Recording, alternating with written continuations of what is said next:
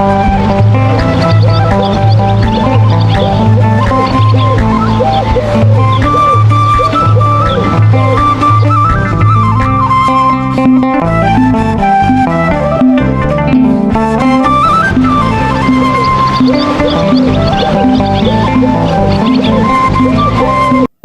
አብ ወወልድ ወመንፈስ ቅዱስ አሐዱ አምላክ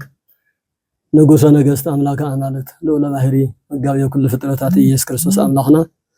እስካብዛ ሰዓት እዚኣ ብህይወት ብጥዕና ብኽብሪ ብሞገስ ስለዘፅሕና ክብሪ ምስጋና ንልዑል አምላኽና ይኹነልና። ኣብ መላእ ኩርናዓት ዓለም ኮይንኩም ትከታተሉና ፈተውቲ ቃል አምላክ ኩልኻትኩም እውን በብዘለኹም ኮይንኩም ክትዳምፁ ክትመሃሩ ሃይማኖታዊ አእምሮ መንፈሳዊ ልቦና يعدلكم نايون نناغرلو رتو አንደበት ሰናይ ኃይለ ቃል ገልጸለይ በስመ አምላክ እናተማሕፀንኩ ዛቱ ልድ እዚኣ በኸመይ ከመሰላ በዝብል ናይ ትምህርት ርእሲ ከንመሃሪና በጽሞና ከተዳምጹ ሓደራ ንብል ኩላትና ክንመሃረሉ ክንነጋገረሉ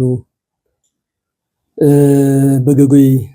መንገዲ በገጉይ ተሐሳስባ استرد አካል ከይህሉ እቲ ርቱዕን ወድዓውን ቃል አምላክ መሰረት ጌርና እንመሃር እዩ እሞ ነዚ ሓሳብ እዚ መግለጽን መብርህን ኮነና ዝኽእል ምስርውን ወድዓዊ መጽሐፍ ቅዱሳዊ ቃላት ተጠቂምና ኢና ህዝብና ደቀና ከነምህር ከነነጋገር ከነመከር ንኽእል እሞ ሓሳብና በመጽሐፍ ቅዱስ ክንጅምር ኣብ ማቴዎስ ወንጌል ምዕራፍ 11 ቁጽሪ 15 ብዝተጻሓፈ ምሳሌያዊ አነጋገራ ክርስቶስ መሰረት ጌርና ክንነጋገር ኢና በመኑ አስተማሰላ ለሰብአ ዛቲ ትውልድ እንዛ ወለዶ እዚኣ በምንታይ ክምስላ ኢሉ ክርስቶስ ዝተናገሮ ዝመኸረሉ ዓብይ ርእሲ እዩ። እዚ እውን እቲ መጽሐፍ ቅዱስ ቃል በቃል ከነንበሞ እቲ ተነበበ መጽሐፍ ቅዱስ ደሞ መብርሂ ክንገብረሉ ማለት እዩ። ነዚ ትውልድ እዚ እሞ ብምንታይ ክምስሎ ኣብ ዕዳጋ ተቐሚጦም መሓዝቶም ዝፅውዑ ቆልዑ እዩ ዝመስል። ከምዚ ከዓ ይብልዎም እምብልታ ንፋሕናልኩም ኣይሳዕሳዕኹምን ኣልቀስናልኩም ኣይበኸኹምን ዮሐንስ ከይበልዐን ከይሰተየን እንተመፀ ጋኔን ኣለዎ ይብሉ ወዲ ሰብ እናበልዐን እናሰተየን እንተመፀ ድማ እንሆ በላዕን ሰታይ ወይንን ዓርክ ተቐበልቲ ቀረፅን ሃጣንን ይብሉ ጥበብ ግና ብደቃ ጸደቐት። ማቴዎስ ወንጌል ምዕራፍ 11 ፍቕዲ 15 እስካብ 19 ዘሎ ኃይለ ቃል እዩ። ስለ ቃሉ ናይ እግዚአብሔር ስም ዝተባረኸ ዝተቀደሰ ይኹነልና። እሞ መድኃኔ ዓለም ጌታ ኢየሱስ ክርስቶስ ካብ ልዕልና ናብ ትሕትና ካብ ሰማይ ናብ ምድሪ ካብ ክብሪ ናብ ሓሳር ዝመፀ ጎይታ ኣብ መከራ ዝወደቐ ኣዳምን ደቃ ኣዳምን ኣብ ጭንቂ ዘሎ ህዝቢ ዓለም ኣብ ትሕቲ ባርነት ዲያብሎስ ንብዙሕ ዘመናት ዝተገዝአ ሰብ ሓራ ንምውፃእ ንምድሓን ናብ ነበሩ ኩነታቱ ንምምላስ ካብ ሞት ናብ ህይወት ካብ ሓሳር ናብ ክብሪ ካብ ባርነት ናብ ነፃነት ካብ ሰይጣናዊ ግዝኣት ናብ ክርስቶሳዊ ስምረት ንምምፃእ ሰብ ኮይኑ ኣብ ዝተገለጸሉ ዘመን أبناء مجمريا أمة مهرت مالتيو أبناء مجمريا كفل زمن وانجل أو زمهر له ساعات بوزح مالكعوب بوزح مسالي أو زناقر له أو زمسل له ساعات أفتشعو زنبرا ولدو يخون كاسلو زمس ولدون كونتاتو بدنبي زغنزب أملاك سلازغونه تمشعو زنبرو أيهوداويان أو زنبرو تولد تمهرت ክርስቶስ በአግባቡ በዘይ መቀበሎም በደንብ ከቀበሉሉ ዝኽሉ መንገዲ ንምምጭጫው በዚህ ምሳሌ እዚ በዚህ ቃላት እዚ ተጠቂሙ ከም ዘምሃሮም ያው ቅዱስ ማቴዎስ ወንጌሉ ጽሒፎ ቀምጥልና ኣሎ አቦታትና ወንት ቃል ነሱ አምላካዊ ቃል መዃኑ አሚናምን ተረዲኦምን ናባናም ጽሕሞ ወትናውን ንመሃረሉን ነምህረሉን أملاكوي قالي ومن تعيز بزلو ذات ولد زي بمنتاي خمسلا بمنتاي خمسللو مسللو መንገድ ድማ بحد ሁነታት ገሊጽዎን እዩ መብዛሕትኦም መሓዝቶም ኣብ ዕዳጋ ተቐሚጦም መሓዝቶም ዝጽውዑ ቆልዑ ይመስል መን ዝወለዶ እዚ እዞም ኣብ ዕዳጋ ኮይኖም መሓዝቶም ዝጽውዑ ጸዊዖም ክስምዑ ስለዘይ ከኣሉ እንታይ ይብሉ አልቂስናልኩም ኣይወኸኹምን እንብልታ ከበሮ ቂዕና እንብልታ ነፊሕናልኩም ኣይተጻወትኩምን ይሳዕሳዕኹምን ዝብል ምሳሌ እናመሰሉ መሓዝቶም ዘረድእሉ መንገዲ ከም ዝነበረ ይገልጽ كم زفلت نايتي محبرة سباوي زخانة توفيتاوي أمزعصع أب حزن قزي نبزحتو يحزن يلقس يبكي سبب انت تقوديو زخانة حدا قان تبسيحو سبب موت سقا انت تفليقوا ألقى سلقاش زبهالو الله نايم القس قط منا قط أما نايتي زعرفة سب هو التاريخ الناقلس زقتم الله أما خلو سمعت بزغس قسم الكوع سلا زقتم تقتمي التي بزوريا زلو ناوك أورستاء كوشب نص الناس سمعي باكي يحزن بدا بخالي مالكوع دمو أما رعيقن أب زخانة أب دستا قزية حقوس قزية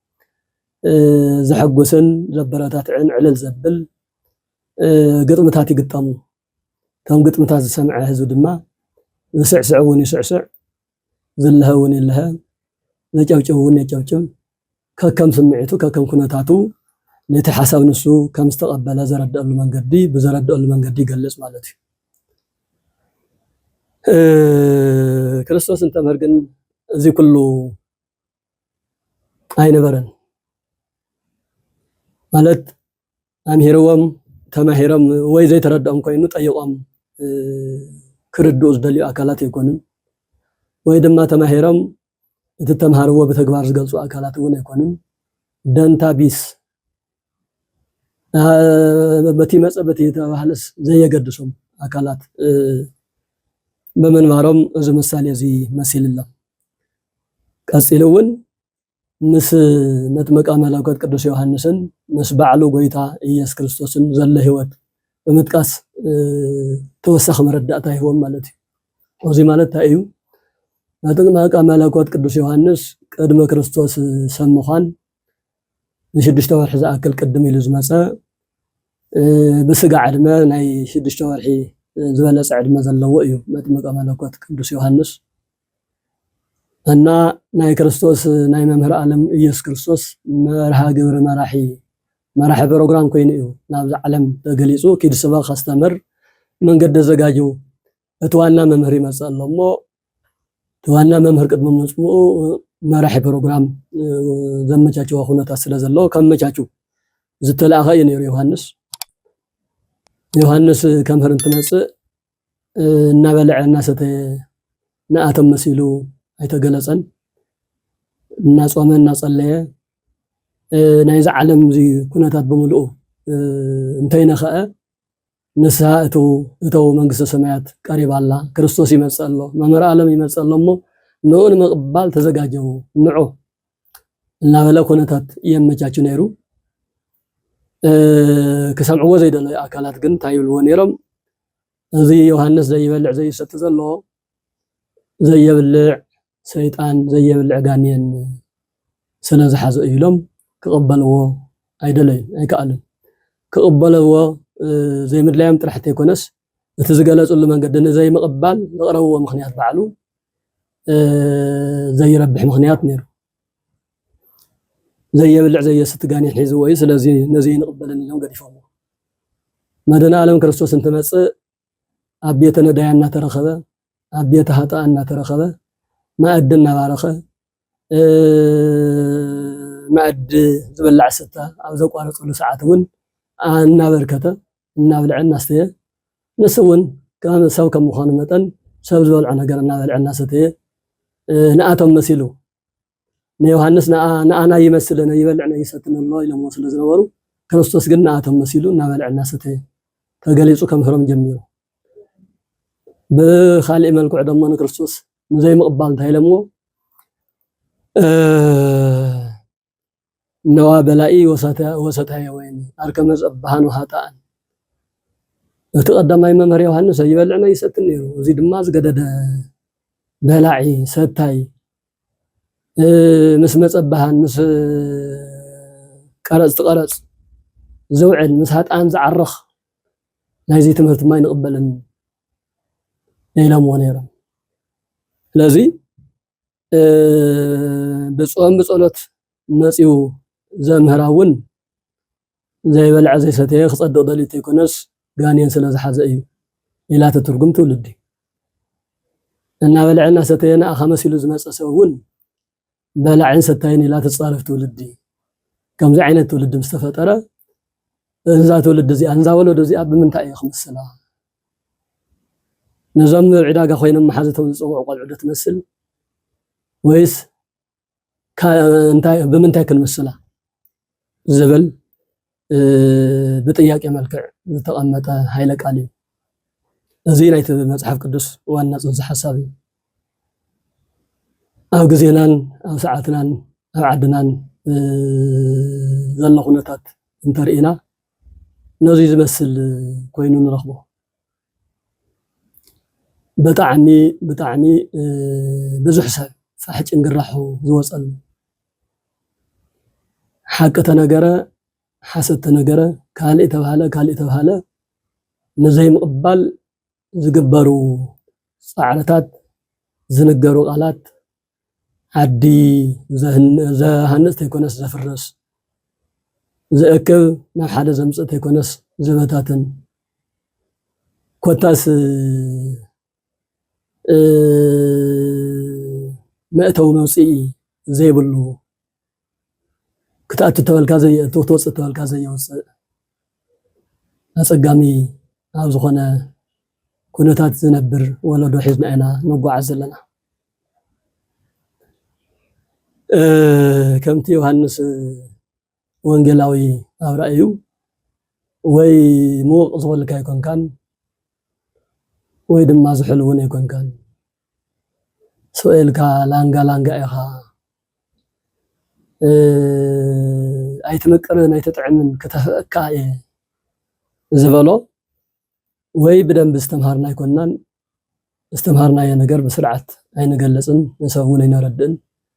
ويدما كم زي تمهرنا كم زي تردنا أميننا خنرداء خنمهرون أي ندلن أما أخل كينكا كم زي أيام دليوم كم زي أي دليو إننا كان نايمات كحساب حنايب على حساب كن مقلاص نايمات كحساب نايمات كقلات زي يكونوا مسلتات أبعدنا يبزح الله يرأى الله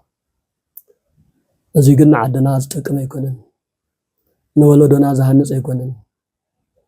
نحد حدنا نمعلتنا ون غدا انبر طقامي ايخون سلازي باغو كستخاخل الله زخانه يخون سب ሰብ እስካብ ዝኾነ ካብ ኣዳም ዝተፈጠረ ኣዳማዊ ባህሪ ዘለዎ ሰብ ኣይጋገን ዝበሃል ሰብ የለን ኣብ ዝኾነ ይኹን ስልጣን ይሃሉ ኣብ ዝኾነ ይኹን ሃፍቲ ይሃሉ ኣብ ዝኾነ ይኹን ዓለም ይሃሉ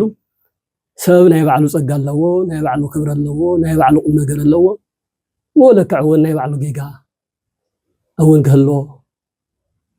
ግድ እዩ ሰብ እዩ መልአክ ኣይኮነን መልአክ መልአካዊ ባህሪ እዩ ዘለዎ ቅዋምን ሓሳውን መንገዱን ዝተፈለጠ እዩ ሰብ ግን ተቀያያሪ ጸባይ ኣለዎ ምስ ብዙሕ ነገር ይላተም ክጋገውን ይኽእል ንስተጋገየ ሰብ ድማ ተጋጊዩ ተባሂሉ ተኣሚኑሉ ኳስ ገይግኡ ንኽእርም ብዝሃንጽ መልክዕ ተቕርቦ ተጥይቆ ምስረኸ ዝሓሳብ ናይ ካድዩ ስኻዲኻ ተናጊርካዮ እንታይ ከኢኻ ደሊኻ ኢልካ ጠይቅካ ረጋጊጽካ ዝህነጽ ተኾይኑ ሃኒጽካ ኣሪምካ ትኽክል ተኾይኑ እውን ትኽክልነቱ ተቐቢልካ እናተረዳዳእኻ እንትኸድካ እዩ ወለዶ ዝህነጽ ዓዲ ዝነብር ዝለምዕ እምበር ነዚኣ እዮም ደልዮም ነዚኣ ይደልዩ ደሊሎ ይደልየን ባዕሉ እንተይተጠየቐን እንተይተነገረን እንተይተናገረን ባዕልኻ ናብ ባዕልኻ ምትርጓም ንዓድና በታኒ ሓሳብ እምበር ሃናጺ ክኸውን ይኽእለና ወለዶና በዚ ክጥንቀቕ ይግብኦ ነዚ ተሓይዝና ሎማዓንቲ ክንገልጾ ዝደለና ኣብቲ መእተዊ እውን ከም ዝተናገርክዎ ኣብ ማሕበራዊ ሚድያ ዝተፈላለዩ ጽሑፋትን ምስልናን ድምጽናን ብምውሳድ ብዘይ መግለጺኡ ዝገልጹ ዘለዉ ኣካላት መብርሂ ንምሃብ እዩ ሰብ ካብ ንምንታይ ከም ዝበለ ንምንታይ ተጻረፈ ንምንታይ ዘይስምና ሃበና ንምባል ርእስና ንምክልኻል እውን ኣይኮነን ዘይፈለጠ ሰብ ዘይተረድአ ሰብ ብግጉይ መልክዑ ሒዙ ከይኸይድ እቲ ሓቅን ኣፍታ መሬት ዘላ ኩነታትን ክንገልጽ ሰብ እንተኒሱ እንተይፈለጠ ጉዳይ የብሉ ኮነ ኢሉ ክጻረፍ ኮነ ኢሉ ሰብ ክርብሽ ኮነ ኢሉ ናይ ባዕሉ ዓላማ ከሳኽዕ ዝመፀ ያው ዝመፀሉ መንገዲ ስለ ዝኾነ ተዘይኸውን ጽቡቕ ነይሩ ግን ስለ ዝኾነ ናይ ባዕሉ መንገዲ ኣለዎ ኣብዚ ኩሉ ዝየለ ማሕበረሰብ ግን ናይ ሓደ ጋዜጠኛ ወይ ናይ ሓደ ጸሓፊ ብምርኣይ መልስን መብርህን ተዘይተዋሂብዎ ከም ሓቂ ኮይኑ ስለ ዝውሰድ ተሓቂ ምግላጽ መብርሂ መሃብ ኣገዳሲ ኮይኑ ስለ ዝረኽብናዮ እምበር ንኣና ከም ቤተ ክርስቲያን ጸርፊ ይኹን ተመሳሳሊ ክብረ ነክ ዝኾኑ ነገራት ሓድሽና ኣይኮነን ዘሕመቐና ኣይኮነን ክንዲ ዝኣክል ንሓዝለሉ ርእስና ንከላኸለሉ መንገዲ እውን ኣይኮነን ምክንያቱ ዛወለዶ እዚኣ ንመምህር ዓለም ክርስቶስ ዘይተቐበለት ንሕና ምስ ብዙሕ ስንፍናና ምስ ብዙሕ ሓጢኣትና ምስ ብዙሕ ናይ ግሊ ሽግርና ንነብር ሰባት ሃሪ ምንጻፍ ኣንጺፋ ክትቅበለና ዝብል እምነትም ሓሳብም የብልና ስለዚ መብርህ እንበሉ ዘለና ቀንዲ ምክንያት ዘይፈለጠ ሰብ ከይጋገ ዘይፈለጠ ሰብ ከይሓሚ ዘይፈለጠ ሰብ ናብ ዘይኮነ መንገዲ ከይኸይድ እሞ ተወሳኺ ናይ ጥፍኣት ምክንያት ከይንኸውን ሰብ ንሰብ ብዝሓመየ ቁፅሪ ሰብ ንሰብ ብዝፀራፈ ቁፅሪ ሓጢኣት እዩ ዝውስኽ ዘሎ ሰብ ናይ ባዕሉ ስንፍና ናይ ባዕሉ ፀገም ኣልዒሉ ንስሓ ኣትዩ እንትስተኻኸል እዩ ሰብ ዝበሃል እምበር ናይ ሰብ ነገር ኣልዒልካ ገለ ሕማቕ እዩ ገለ ከምዚ እዩ እናበልካ ምሕማይ ይኹን ምፅራፍ ነቲ ተፃራፊ ይኹን ነቲ ሰማዕ ይኹን ንኩሉ ስለ ዘይሃንፅ ብፍላይ ኣብ ቅድሚ እግዚኣብሔር እውን ስለ ዘቕፅዕ እውን እንተይፈለጠ ሰብ ከይቅፃዕ እንተይፈለጠ ሰብ ናብ በደል ናብ ሓምየት ከይኣቱ ክነብርሆ ግዴታ ስለ ዝኾነ እዩ ማለት እዩ እና ከምቲ ዝበልናዮ ኣብ ሚድያታት ስምናን ድምፅናን ወፂኡ ዝነገረሉ ዝቐነየ ንሕና ፈሪሕና ወይ ገለልና ንድሓር ዝበልናዮ ኣይበልናን የንብልን ዝኾናዮ ይኮናን የንብልን ተተጋጊና ጌጋና ንእርም ትኽክል ተኾይኑ ደሞ ብትኽክልነቱ ንገልጾ እምበር حابينا تحابينا قال خيبلون زبل حساب يمنا تدمص انت مسلم ناتنا تايو كبحال زتدليه ግን ንሱ አይኮነን ተዞ በኋላ ላይ አይኮነን ቤተክርስቲያን ቤተክርስቲያን ሃይማኖታዊ ስርዓት ሃይማኖታዊ አምልኮ ስርዓት አምልኮ አውዝኾኑ ጉዳያት ምስ እግዚአብሔርን እንበር መስካሊ አይተመከረን መስካሊ አይተሰርሕን ምስ ዝኾነ ነገር ኣብ ሃይማኖታዊ ስርዓት ኣብ ሃይማኖታዊ አምልኮ ኣብ ስርዓተ ቤተክርስቲያን ኣብ ስርዓተ አምልኮ ስርዓተ ቅዳሴ ኣብ ስርዓተ ማህሌት ኣብ ስርዓተ መንግስተ ሰማያት ቤተክርስቲያን ናይ ባዕላ ሊቃውንት ኣለዋ ናይ ባዕላ ቦታት ኣለዋ ናይ ባዕላ ኣማን ኣለዋ ናይ ባዕላ ካህናትን ዲያቆናትን መምህራንን ኣለዋ ባዕላ ምስ ባዕላ ትማኸር ተስተኻኽል ዝጎደላ ነገር ተልዩ ብጸሎት ናብ እግዚአብሔር ኣምላኽ ትጥይቕ እግዚአብሔር ይስተኻኽለላ ጣልቃ ኣትዩ ስለ ቅዳሴ ስለ ሃይማኖታዊ አስተምህሮ ይኹን ስርዓት መንግስታዊ ይኹን ፖለቲካዊ ካሊ አካል ከም ዘይተቀበልን استحواس ነገር ከም ዘይብላን ዓለም ክፈልጦ ዝግባእ ሓቂ እዚ ማለት ግን ኣብ ሰላም ጉዳይ ኣብ ጸጥታ ጉዳይ ኣብ ልምዓት ዓዲ ጉዳይ ኣብ ህንጸት ወለዶ ጉዳይ ምስ ብዙሓት ኣካላት ከም ተሰርሕ ድማ ብደንብ ክፍለጥ ዝግባእ እዩ እዚ ማለት ናይ ሰላም ጉዳይ ናይ ልምዓት ጉዳይ ናይ ህንጸት ወለዶ ጉዳይ ናይ ጸጥታ ጉዳይ እንትፍጠር ቁጽር ሓደ ትምህርቲ ስርዓተ ትምህርቲ ቃለ ወንጌልን መጽሓፍ ቅዱሳዊ ሐሳብን ከም ዘሎ ኮይኑ ምስ ዝመከልከቱ አካል ምስ መንግስቲ ምስ ጸጥታ አካል ከተነጋገር ከተሰርሕ ሰብአዊ ግዴታ እዩ ሕዚ ናብ ሓደ ዝምልከቶ ናይ ጸጥታ አካል ምድዋል ማለት ሓጢያት ማለት ኣይኮነን ስለ እዋናዊ ኩነታት ስለ ዘሎ ነገር ዘይተረጋግዐ መከራን ጽንተትን ዝበዝሖ ወለዶ ሒዝካ ኣይምልከተንን ኢልካ ኣብ ጸሎት ጥራሕ ኣይትጽመድን ኣብ ጸሎት ግዜኻ ጸሎት ኣለኻ ኣብ ትምህርቲ ግዜኻ ትምህርቲ ኣሎ ኣብ ህንጸት ወለዶን ኣብ ሰላም ዓድን ብዝምልከት ደሞ ሰርሕ ኣሎ بأمنة مسلكان مس زي مسلكان مس كله وكتاس راح نعد سلام زي متصد خوينو كسرح فلوت ነገር እዩ እዚ ስለዚ እዋናዊ ዓድና ዘሎ ኩነታት ብጣዕሚ ብዙሕ ነገር ዝተኸፋፈለ ወለዶ ብምሉኡ ዝተረበሸሉ ዝተጨነቀሉ መንእሰይ ጥራሕ ተይኮነስ ዓበይቲ ወለድ ደዴታትን ህፃናትም ጭምር ኣብ ዝሰቃቅሉ ኩነታት ኢና ዘለና ኩነታት ፖለቲካ ምስቅልቅል ዝወፀሉ እዛ ኣብዚ ሓንቲ ዓዲ ኮይንካ ገሊኡ ብደገ ገሊኡ ብውሽጢ ነናይ ባዕሉ ስም ኣውፂኡ ተጋሩ ምስ ተጋሩ ንምብላዕ ንምትኻስ ኣብ ዝሓስብሉ ግዜ ጥራሕ ተይኮነስ ምትኻስን ምቅታልን ኣብ ዝተጀመረሉ ሰዓት ኢና ዘለና ስለዚህ ነዚ ጉዳይ እዚ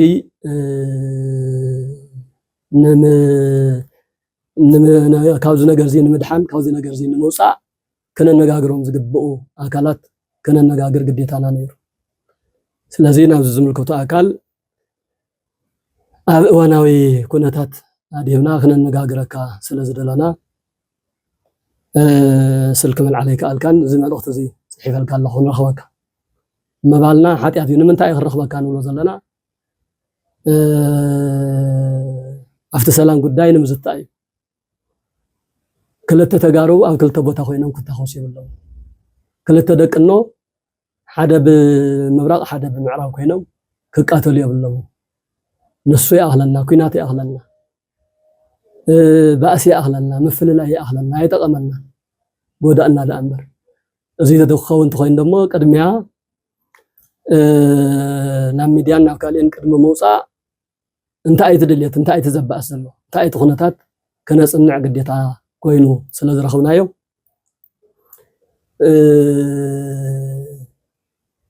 ናብዞም ብደገ ዘለውን ብደገ ማለተይ ብዓፋር ዘለው ደቅና ኣብ ትግራይ ዘለው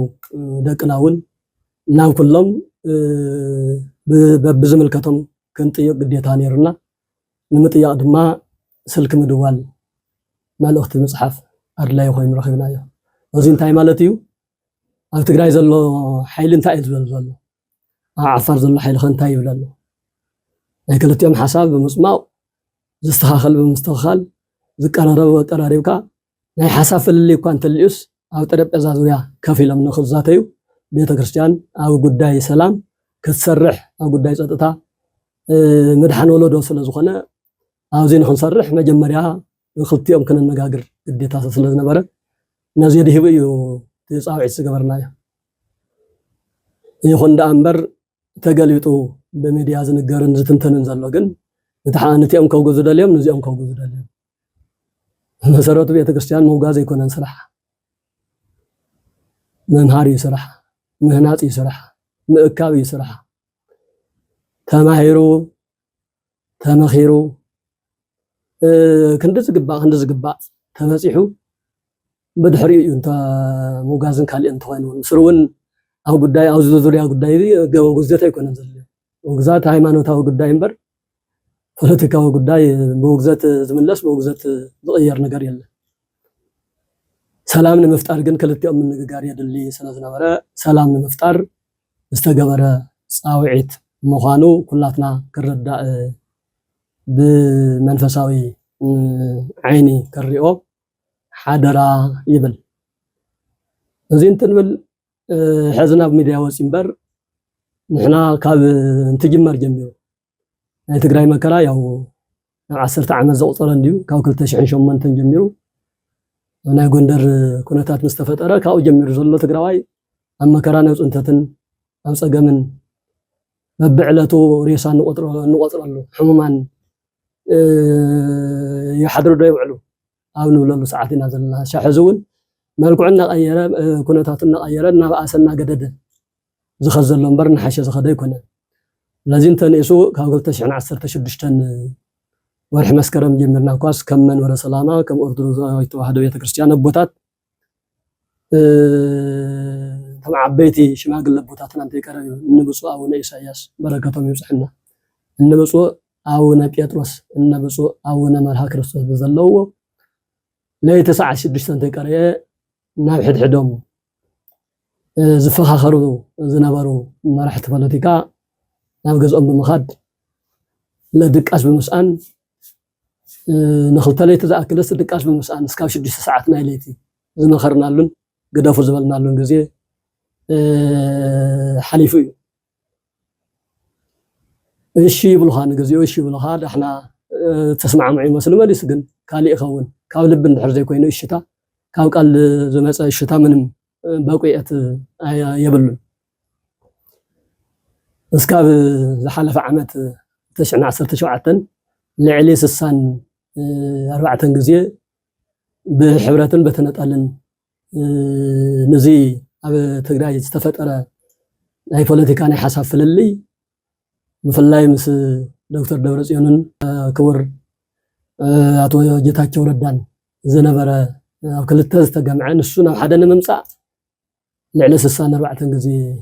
ብሕብረትን በተነፀልን ደኺምና ኢና ቅድሚ ሕዚ እውን ኣብ ሚድያታት ገሊፅናዮ ነርና ብፍላይ ብፁዕ ኣቡነ መርሃ ክርስቶስ ንኽልተ ወርሒ ዝኣክል ኳስ ሃገረ ስብከቶም ገዲፎም ኣብ መቐለ እዚኣቶም ክዓርቁን እዚኦም ክስተኻኽሉ ንሕና እውን ከም ደቆም ኣብ ጎድኖም ምዃን ዝሓለፈ ግዜያት ልቢ ዘለዎ ዝፈልጦ ኣካል እዩ ዝፈልጦ ዝፍለጥ ሓቂ እዩ እስካብ ሕዚ እውን ከም መንበረ ሰላማ ከም ኣቦታት ብዝተፈላለየ መልክዑ ኣይደቅስና ዘሎ ሓሳብ ንምፅባብ ናብ ሓደ ንምምፃእ ዝከኣለና እናሰርሕና ኢና መፂና ግን ሽማግለ ዝዓርቕ ተዓራቂ ኣካል ትዕርቅ እንትደልየ እዩ ሽማግለ ጎበዝ ሽማግለ ስለ ዝኾነ ተናጋሪ ሽማግለ ስለ ዝኾነ ጥራሕ ዕርቂ ይፍፅም ማለት ኣይኮነን ክልተ ዝተባእሱ ኣካላት ዝዕረቑ እቶም ዝተባእሱ ኣካላት ናይ ዕርቂ ድልየት እንትህልዎም እዩ ናይ ምርዳእ ድልየት እንትህልዎም እዩ እሺ ናይ ምባል ፀጋ እንትወሃቦም እዩ እንድሕር ዘይደልዩ እኮ በቃ ምክንያቱ ብዙሕ እዩ ምክንያቱ ይስኣን لذي بستفلالي مخنيات اسكاب حزي تسخعن نسو بتعرق نسو بزي مسخعو دمو عدنا زفتر زلو طباسا عدنا زفتر زلو هوكت كاو غزينا باسه كلته دقنو بافمز زتالالشلو غزيه بصحنا كم تللاشون حليفوس اسكاب متخاص مقتال تبصحنا ازياو زخون من ساعات مبار كملنا قدمي ونه يدقسنا حزون كدقسي كالنا سلام ياخذ علسي ني عدخا اراويت عدخا سسحب سلام توعز بهال مثال لنا لازم نزي مبار نا حدا ختمص تعرق كتستمر يقد كترخوم زغبا اكلات كتركب سلا زغبا نزينا تي صاوع زغبرنايو እና ተተርጎመን እና ተንተነን ዘሎ ግን ናይና ሓሳብ ይኮነን እዞም ኣብ ሚድያ ወፅዮም ዝትንትኑ ዘለዉ ኣካላት ናይ ባዕልቶም ሓሳብ እምበር ናተይ ኣይኮነን ናተይ ዝኸድክዎ መንገዲ ክልቲኦም ንምትዕራቅ ክልቲኦም ናብ ሓደ ለመምፃእ እቲ ዘሎ ሓጓፍ ንምፅዋዕ ናብ ሓደ ንምምፃእ ክረኽቦም ዝግባአና ኣካላት ክረክብ ነይሩና ያው አይተሳኻዕኒ لنا حزون يندقس ኣብ ሰላም ዓድና ኣብ ፀጥታ ዓድና ኣብ ጉዳይ ዓድና ጉዳይና ስለ ዝኾነ ክንሰርሐሉ ኢና በዘጋጣሚ ግዜ ንሓደ ክነወግዝ ንሓደ ከነቀርብ ንሓደ ክናልሐግን ኣይንኽእልን እንኳን ትግራዋይ ምስ ትግራዋይ ሰብ ከም ሰብ መጠን በሰብነቱ ክኽበር በሰብነቱ ሓሳቡ ክገልጽን ንዓዱ ሓቢሩ ክሰርሕን እምበር ኣምዚ ተፈላለዩ ዝተሃነፀት ዓዲ ስለዚህ ላ በዚህ መልክዑ ከተረዱልና አይና ጻውዒትና ነቅርብ ናይ ዓድና ጉዳይ ኩላትና ንሕሰበሉ ኣብ ሚድያ ተነጥፉ ኣካላት እውን ዝሃንጽ ሓሳብ እምበር ዘፍርስ ሓሳብ ይተምጹ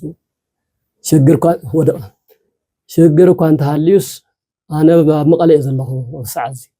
ዝኩሉ ፀለመን ዝኩሉ ፀርፍን ኣብ ዝካየደሉ ሰዓት ብኣካለ መቐለ እየ ዘለኹ ስለዚህ ዝመልከተኩም ጋዜጠኛታት ዝመልከተኩም ሰብ ሚድያ እንታይ ያዝ ሓሳብ እዚ ኣስኪ መብረሃውና ኢልካ ምምፃእ ይከኣል እዩ ኣርማ ሽግር ተልእኒ ሽግረይን ምእራም ኣነ ዝሕፍረኒ ይኮንኩ ፀገም ተልእኒ ፀገመይ ዘረድአና ኣካል እዚኣ ፀገም ከኣ ተተባሂለት ኣብ ፀገም ንሳን መልዓል ይቕርታ ንምሕታት ዝፅገም ሰብ ይኮንኩ ፀገም ክፈጥር አይደልን ፀገም ተተፈጢሩ እውን ፀገም ንምፍታሕ ቅድመ ግንባር ክስራዕ እምበር ገለ ኸይብሉን ኢላ ኣነ እንድሓር ዝብሉ ኣካል ኣይኮንኩንና ነገራት እንትኽሰት ቀሪብካ ምስቲ ዝበለ ኣካል ኣውጊዕኻ እዩ ናብ ሚድያ ብዝሃንፅ መልክዑ ክወፅእ ዝግብኦ እምበር ቆራሪፅካ ወሲድካ ዓዲ ክትቆርፀሉ ትኾንካ ዓዲ እምበር ዓዲ ክተድሕነሉ ይትኽእልን እሞ ኩላትና ሓቢርና ንዓድና ንስራሕ ሓሳብ ማትና እውን ከም ናብ ዘይኮነ ሓሳብ ወሲድና ቆራሪፅና ሰበይ ንዕሹ ሓደራ እዚ ንሰብ እውን ንዓዲ እውን ንቤተ ክርስቲያን ይኹን ወለዶ ኣያሃንፅን ከምዚኣ እንተ ኮይና እዛ ወለዶ እዚኣ ብምንታይ ምኹን ምስላ ዮሃንስ ብትምህርቲ በጾም በጸሎት ተመፀ ጋኔን ሒዝዎ ትብሎ ክርስቶስ በተመሳሳለ ትምህርቲ ተመፀ በላዕ ስታይ ትብሎ ብምንታይ ክንምስላ ምሳሌ ተረኸበላን ዛ ወለዶ እዚኣ ብዝኾነ ይኹን ኣንፈት ብዝኾነ ይኹን ከባቢ ብዝተፈጠረ ይፈጠር ሚድያ ሎሚ ዓይኒ ህዝቢ እዩ ኮይኑ ዘሎ እዝንን ዓይንን ወለዶ ኣብ ሚድያ ውሽጢ እዩ ዘሎ ስለዚ ብፖለቲካዊ ሓሳብ ይኹን ብመንፈሳዊ ኣስተምህሮ ዝነጥፋ ሚድያታት ብጣዕሚ ኣዝየን ይድልያና እየን ኣብ ዝተፈላለዩ ሚድያታት እዩ ዝውዕንወዚ ዝመከራዚ መፂኡ ኢትዮጵያ ከም ኢትዮጵያ ትግራይ እውን ከም ትግራይ ጠቕላላ ዓብይ ፀገም ተፈጢሩ ዘሎ ብፍላይ ናይ ትግራይ ዕንወት ናይ ትግራይ ፅንተት ዓብይ ናይ ኣንበሳ ብፅሒ ዝወስድ ሚድያ እዩ ምክንያቱ ወለዶና ኣብ ምንባብ መፅሕፍቲ ኣይኮነን ዘሎ ኣብ ጸሎት ኣይኮነን ዘሎ ዳርጋ ጸሎተኛ ይኹን ካህን ዲያቆን ተረፈ ኣብ ሚድያ ውሽጢ ገሊኡ ጽሕፍ ገሊኡ የንብብ ገሊኡ ዳመጽ ኣብ ሚድያ እዩ ሰፊሩ ዘሎ ስለዚ ميديا اسكاب زالوت ناي ميديا تاتيد ليانا اين حدا عبي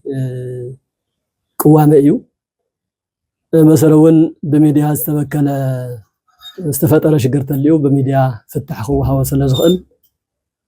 اشوخ باشوخ زبحال مثاليون لنا ميديا تاتنا برتعو طنكركم سرحو انت تسرحو جن عب هنصت ولدو مسرح زغبره او لمعت عد مسرح زغبره عب منفساويا ميدياتات ون تمشاسل ولا تسغاو ميدياتات بيت كريستيان تعاب يلو بيت كريستيان تهنصلو ولدو منفساوي تفويت ولدم حيزم زعاب يلو اب سناي حساب انبر افلالاين او كفافالن زخون حساب انت زين نطف صبو وهنا ترينا يلنا زي بميديان تبهال وزلهم اسكاح زي تقمنا نيغودنا لمو كاب غدات وصينا ناب سناي حساب كنمص حدرا زبل ملوخ تلني بسرون بحساب درجه بزمسلكم ترجمكم تلو ነገር ናሃትኩም እስካው ዝመሰለኩም አባኻትኩም ዝተፈለየ ቅም ይኹን ዝተፈለየ ጽሌት ክህልወና ይኽእልን ደቅና ዘሎ ነገር ቀሪብኩም ከተናገሩና ቀሪብኩም ከተመሳኸሩ ቀሪብኩም ከተረዳዱ ንሕና ኩሉ ግዜናን በርናን ክፍት እዩ ኣይምልከተናን ኢልና ኳስ ንገድፎ ይኮናን ዝምልከተና ዓድና ናይ ጉዳይ ዓድና ንሕር ኮይኑ ስለዚህ ደቅና ኣብ ዝተፈላልየ ሚድያታት ትነጥፉ ደቅና ቀድምና ሚድያ ሙጻኹም ናብ ቦታትኩም ተትመጹ ናብ ዓበይቲ ወለድኹም ተትመጹ ናብ ኣሕዋትኩም ተትመጹ ናብ ምሁራትን ተትመጹ ለሐሳብ እዚ ከመ ኢልኩም ተትጥይቁ እዚ እንተ ኮይኑ በዝበለጸ እናተሃናነጽና እናተምሃርና እንከይድ ንኽእል ኢና እሞ በዘይኮነ ምስሊ ዝተቀየምኩም ተልይኹም ሰብ ሚድያ ይቅርታ ንብለኩም ንሕና ግን ዝተቀየምናኩም ውን ኣይኮንናን بسرقن تقرارينا انت نصرح مبر ترحيقنا خون ስለዘይኽእል እንቀራረበሉ መንገድ ክትፈጥሩ እዚ ናይ ጋዜጠኛታት ናይ ስነ ምግባር ሙያውን ስለዝኾነት ነዚ ሓደራ ንመባልዩ ስለዚ እዚ ሰሚዕናን ተረዲእናን በሰናይ መንገድ ክንመኻኸር ክንዘታ ፈቃደኛታት ኢና ስለስተፈጠረ ነገር በኻሊእ መንፈስ በኻሊእ መልክዕ ዝተረዳእኹም ወንተዲኹም ብኸምዝ በዚ መንፈስ እዩ زمن قد زي يكونن بزي ملك يخير نيرو وزبل حسن تمسيون تقبلنا زي نستخلل من قد دون يلن سنة كلنا قرقن زي عبير أملاح ناس تبارك استقدسن يكون وسوهات لزي عبير